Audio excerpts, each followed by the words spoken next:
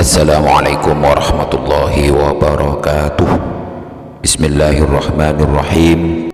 Alhamdulillahi rabbil alamin. Wabihi nasta'inu ala umurid dunya waddin. Wa sallallahu ala sayyidina Muhammad wa ala alihi wa sahbihi wa barik wa sallim ajma'in wa ba'du. Para sahabat setia channel Samurai Barokah yang dirahmati Allah, alhamdulillah pada kesempatan yang penuh dengan kebahagiaan ini, Al-Fakir admin channel Samurai Barokah ingin membahas hukum orang muntah ketika berpuasa.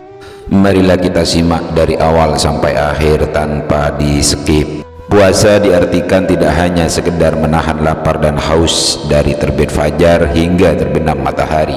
Dalam aturannya ada perkara-perkara yang dapat membatalkan puasa selain makan dan minum. Salah satu perkara itu adalah muntah. Muntah adalah pelepasan isi perut yang kuat. Muntah terkadang bisa tak terkendali dan datang secara tiba-tiba. Muntah bisa disebabkan oleh banyak hal seperti makan berlebihan, asam lambung, gangguan pencernaan, dan penyakit tertentu. Orang yang muntah bisa batal puasanya dengan sejumlah kriteria. Apakah muntah membatalkan puasa atau tidak? Hukumnya tergantung apakah sengaja atau tidak. Hadis tentang muntah saat berpuasa.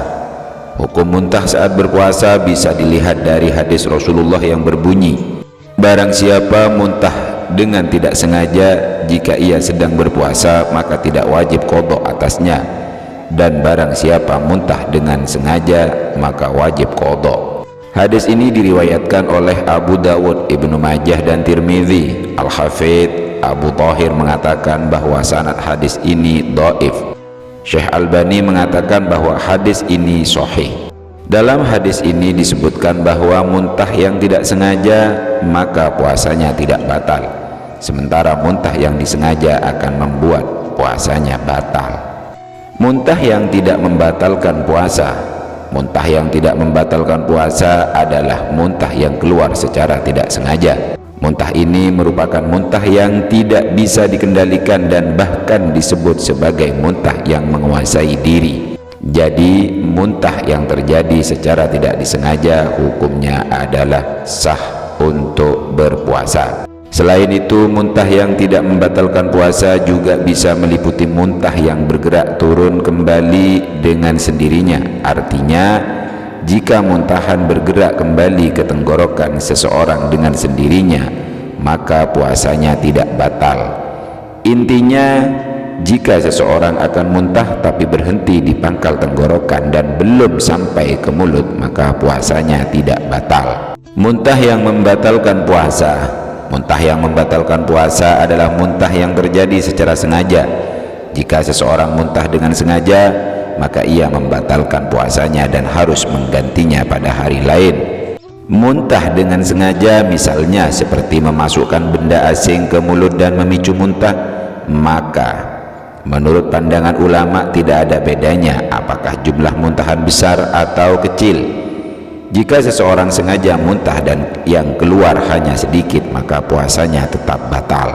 Selain itu, muntah yang membatalkan puasa adalah jika muntah bergerak turun kembali ke tenggorokan seseorang padahal ia sebenarnya bisa memuntahkannya, maka puasanya batal dan ia wajib mengqadhanya.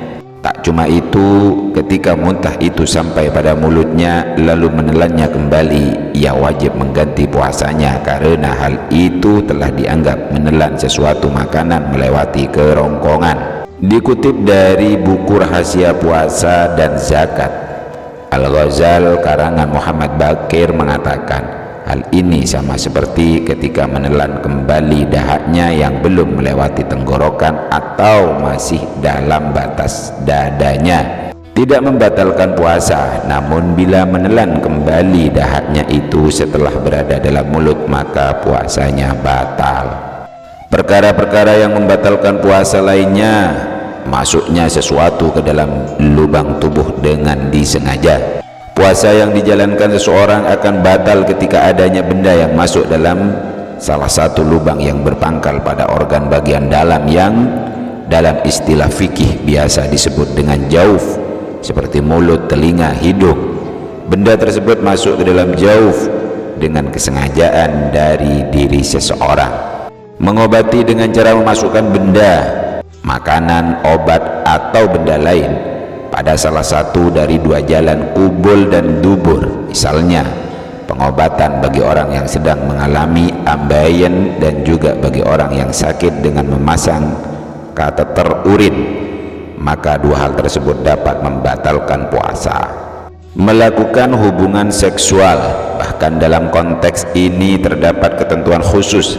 Puasa seorang tidak hanya batal dan tapi ia juga dikenai denda kafarat atas perbuatannya. Denda ini adalah berpuasa selama 2 bulan berturut-turut.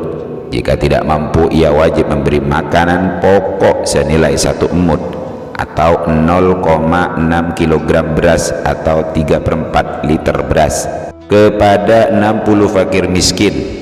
Hal ini tidak lain bertujuan sebagai ganti atas dosa yang ia lakukan berupa berhubungan seksual pada saat berpuasa. Keluarnya air mani disebabkan bersentuhan kulit. Misalnya mani keluar akibat onani atau sebab bersentuhan dengan lawan jenis tanpa adanya hubungan seksual. Berbeda halnya ketika mani keluar karena mimpi basah atau ihtilam, maka dalam keadaan demikian puasa tetap dihukumi sah. Haid atau nifas selain dihukumi batal puasanya, orang yang mengalami haid dan nifas berkewajiban untuk mengqadha puasanya.